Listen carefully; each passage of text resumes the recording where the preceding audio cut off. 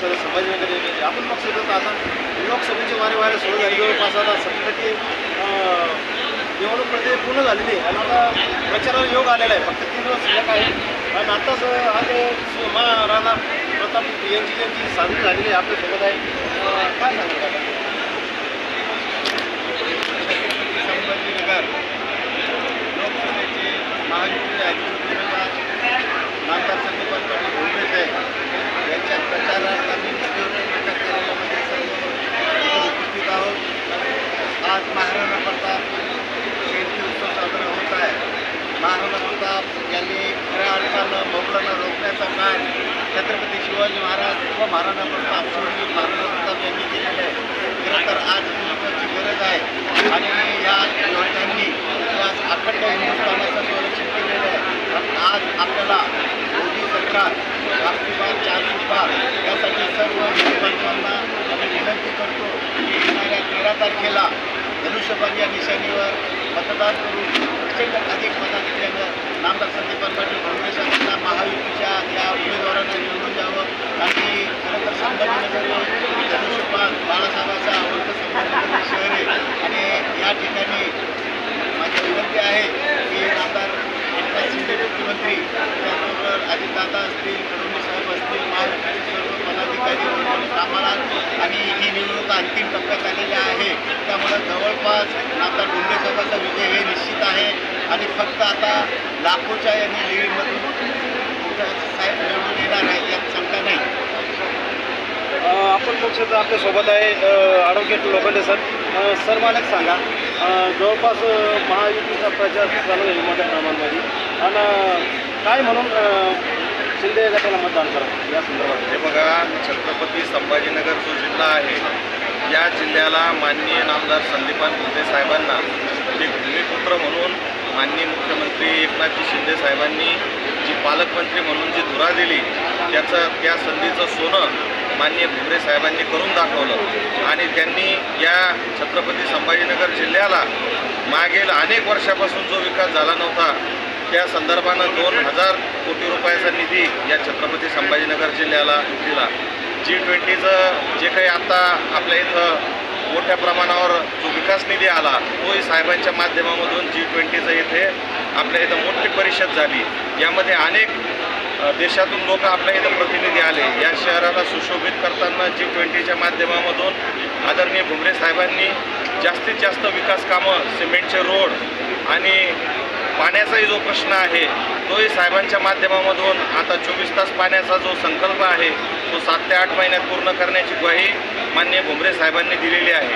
आणि माझं छत्रपती संभाजीनगरकरांना जाहीर आव्हान आहे की आज मी महाराणा प्रताप जयंतीच्या सर्वांना शुभेच्छा देतो आणि ते वीर शिरोमणी महाराणा प्रताप यांनी जे मोगलांशी युद्धामध्ये 2 हात करून जे आपल्या या क्षत्रिय बांधवांचं रक्षण केलं, जे छत्रपती शिवाजी महाराजांनी या महाराष्ट्राचं या मोगलांपासून रक्षण केलं, म्हणून आज तुम्ही आम्ही जिवंत आहोत.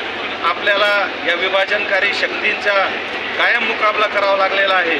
तर आज आपण द्विधा मनस्थितीत न जाता एकच निशाण धनुष्यबाण असं म्हणून आपण आपल्या धर्माच्या रक्षणासाठी पुन्हा सुसज्ज असलं पाहिजे असं मी येथे आवाहन करतो. आपल्यासोबत आहे मित्र पक्षाचे NCPचे कार्यकर्ते एकनाथ गवळी सर. सर काय सांगाल? सर्वप्रथम मातृभूमीच्या रक्षणासाठी आपले प्राणांचे बलिदान करणारे शूरवीर शिरोमणी महाराणा प्रतापजी यांना जयंतीनिमित्त सर्वप्रथम वंदन करतो आणि संभाजीनगर लोकसभा मतदारसंघासाठी महायुतीचे जे अधिकृत उमेदवार आहेत संदीपान पाटील भुमरे साहेब म्हणजे हे ह्या जिल्ह्याचे पालकमंत्री आहेत, त्यांना काय निवडून द्यावं असं प्रश्न तुम्ही आम्हाला विचारला आहे. त्याचं उत्तर असं आहे की गेल्या 25 वर्षापासून या जिल्ह्याला एकही स्थानिक लोकप्रिय असा पालकमंत्री मिळाला नव्हता. परंतु या युती शासनामध्ये पहिल्यांदा भुमरे साहेबासारखा एक चांगला पालकमंत्री या जिल्ह्याला मिळाल्यामुळं त्यांच्या माध्यमातून संभाजीनगर जिल्ह्यासाठी भरमसाठ निधी, विकास निधी त्यांनी या ठिकाणी खेचून आणला. मग आपली समांतर पाणी पुरवठा योजना असो, या संभाजीनगर शहराला त्यांनी एक वचन दिलेलं आहे की मी तुम्हाला संभाजीनगरच्या नगरवासियांना सर्वप्रथम गायकवाडीचं पाणी पाहिजे अशा प्रकारचं त्यांनी आश्वासन दिलेलं आहे आणि चांगल्या प्रकारचा विकास पुरुष म्हणून आज त्यांच्या गेल्या 2-2.5 वर्षामध्ये ख्याती निर्माण या ठिकाणी झालेली आहे.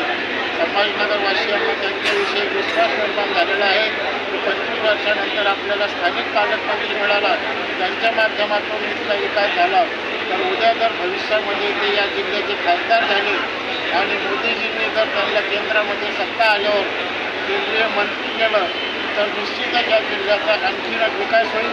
या ठिकाणी DMIC आहे, MIDC आहे, बिल्डिंगला मोठ्या प्रमाणात DMIC आलेली आहे. त्या ठिकाणी उद्योग येण्याची आवश्यकता आहे.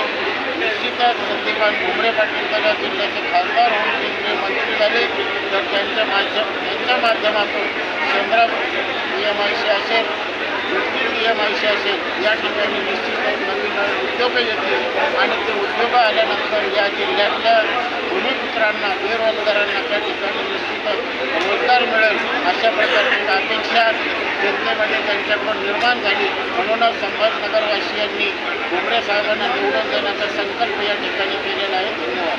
आपण काय सांगा? सर्व हिंदू बांधवांना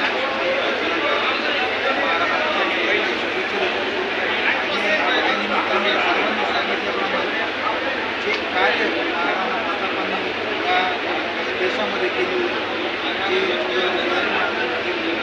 जे कार्य पुढं नेण्याचं काम, ते हिंदुत्व जपण्याचं काम आज वेळोवेळी करत आहे.